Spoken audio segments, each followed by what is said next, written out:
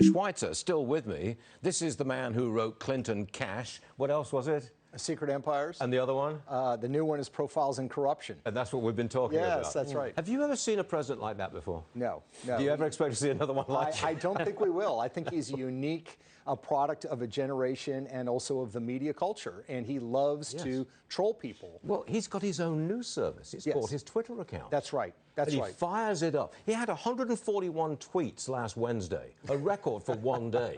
Remarkable. It's his own news service, this guy. It's fantastic. He is. Anyway, GOP Senator Josh Hawley, this is talking about what we were talking about before the break there. He is a Missouri senator. He wants to call some high-profile witnesses to testify on impeachment. He wants the Senate to vote on subpoenaing Congressman Schiff, Hunter and Joe Biden, Intelligence Inspector General Michael Atkinson, and the Ukraine whistleblower. Yeah, I think if we're going to have witnesses, you've got to have a full slate of witnesses. And my belief is that one of the crux issues as it relates to the president's phone call with Zelensky is it a legitimate question to ask for a foreign law enforcement agency to cooperate with the U.S. Attorney General on an investigation? And the crux of that is there something to be concerned about in the Biden relationship? And I think there is. I mean, it's very, very clear. Look at the timeline. February of 2014, Putin moves into Crimea. March of 2014, Obama says Biden's our point person. Within 3 weeks, Hunter Biden is on the payroll of Burisma. 3 weeks, $1 million a year to join the board of directors.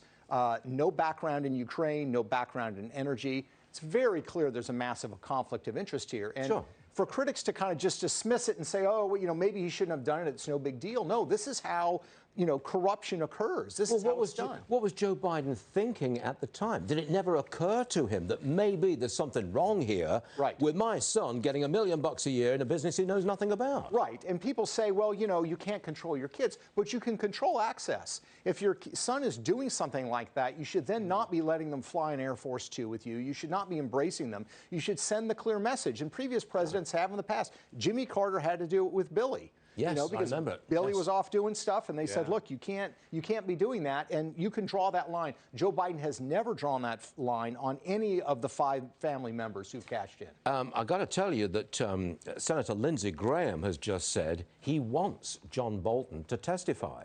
Now, that opens up the witnesses that you describe in your book. Right. They might be called, because if you get Bolton coming in, the Republicans can fairly say, all right, where's Hunter?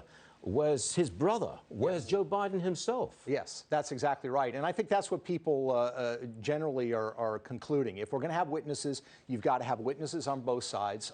I think the Bidens do not want to go there for a variety of reasons. If they read your book, they'd say, no way, Jose.